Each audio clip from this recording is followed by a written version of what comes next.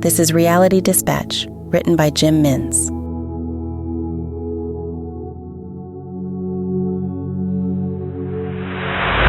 Roger Dayton stripped down to his underwear in front of the correctional officers of the Rockville Maximum Security Complex on a cold November morning. He had been staying in a Motel 6 off the highway that was awash with the family of inmates who were in town awaiting the weekend visitation roster to be released. The remoteness of the prison meant no one could plan their visits according to normal schedules, or to fit in with the routines of their private lives. Most people didn't visit due to the strict, unwavering measures of the facility operators. The operators preferred it this way. However, Roger was different. He was pugnacious, stubborn, and he had means. He didn't mind spending 3 weeks listening to 16-wheel trucks go up and down the highway at all hours of the night if it meant he could gain access to the country's most notorious inmate. The Elusive Unicorn. That's what the mob called him. His real name was Dexter Plimpton. He was 23 years young and a year before his sentence being handed down. The state of New York had amended their legislation to allow the death penalty for the most heinous of crimes. Plimpton's acts fit the category to a T. Now Live magazine wanted to know what motivated the young man and if the amended legislation had any impact on his actions. Roger doubted it had given he had been given the maximum sentence almost 13 months after the law changes. The man did not care. "Underwear, too," the guard informed.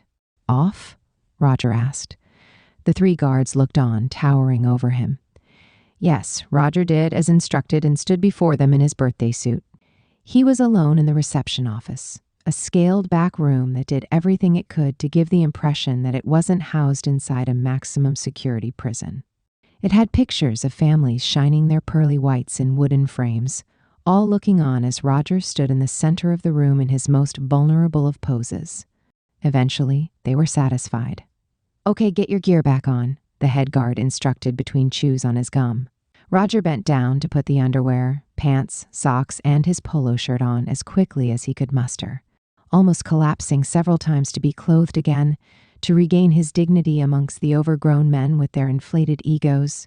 "Okay, when you are ready, we will escort you down to death row. There is a policy of absolute silence on the walk down. When we reach the cell block, we will accompany you inside and will remain with you at all times. Under no circumstances are you to walk within 6 feet of the inmate. You will keep your distance. You will be given a maximum of 3 minutes with the inmate. This will be timed strictly. Do you understand the instructions I have given you?" The guard concluded. Roger nodded. "You will answer the question verbally. Do you understand the instructions I have given you?" "Yes, I do," Roger said. "We will begin our tour now. Follow me. Remember my first instruction. Strict silence on the walk down." The guard led the way in front. There was a guard behind and another positioned parallel to Roger. "Wait," Roger said. "My camera." The head guard turned to face him. "The warden has retracted this approval. You will now only be given time and nothing in addition." The guard turned once more, jangling a large set of keys to begin the process of opening the first of what would be many doors on the tour down to the subterranean cells of death row. "No way, I need to speak to the warden." The head guard stopped short of turning the key and turned around again. "That's an impossibility. If you are showing us belligerence, we will cease the tour right this very instant. Melville, show Mr. Dayton out." The guard Melville placed a hand on Roger's shoulder. Dayton had a sense that these men were struggling to tell the difference between those without liberty and those who were visitors to the complex. "I'm a photojournalist. The whole purpose of my visit is to document in images as well as words. It is useless for me to head on down if I can take a picture." Officer Melville ignored Roger's pleas and began strong-arming him in the direction of the exit. "Just wait, Melville," came a voice from behind a large framed door positioned at the other end of the reception area. A man in a navy suit with expensive shoes entered the room and proceeded over with his hand outstretched. "Ricky DeMarco," he said. "Roger Dayton," Roger said, shaking his hand in reply. "R&D, like me," the warden said with a broad smile. Roger was won over by his charm. "I gathered our policy has affected your business here in prison, Mr. Dayton. You see, it's nothing personal. We just have a very strict operation in these walls, and we do everything we can not to jeopardize that operation.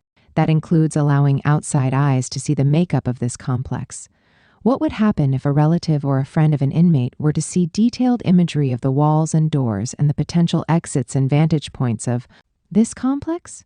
Why, it would allow them to scheme up ways to break in and allow people to escape. It is for the safety and security of our staff, the functioning of the prison, that we have such strict rules in place, the warden concluded. The warden reached over to the desk where Roger's Pentax was resting.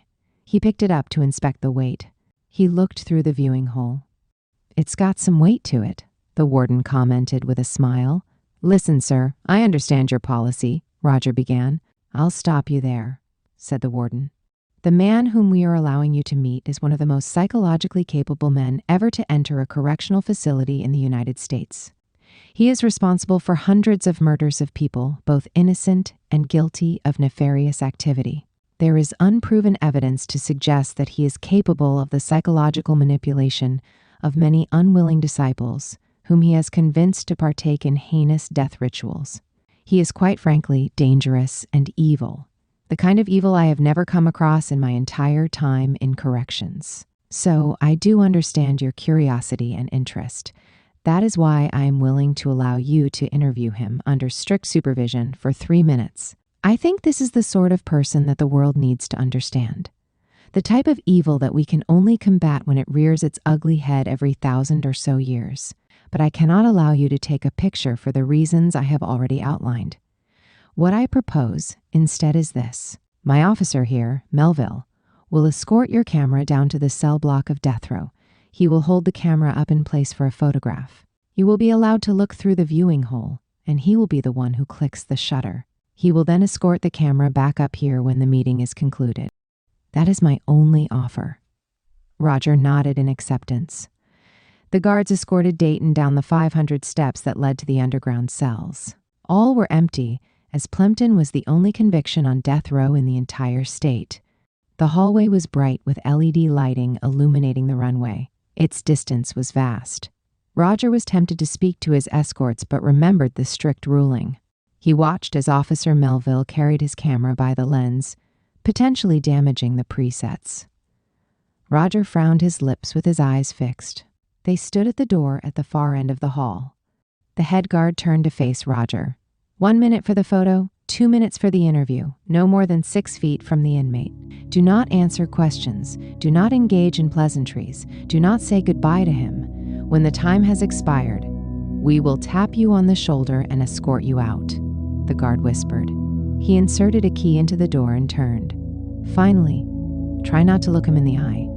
I learned that one the hard way. The iron door unbolted in 4 fixed locations, and Melville assisted the head guard in pushing the frame forward to open up to them. Roger swallowed as he awaited to be confronted with the unicorn. The man, who was still a boy, had placed fear into the lives of thousands of New Yorkers.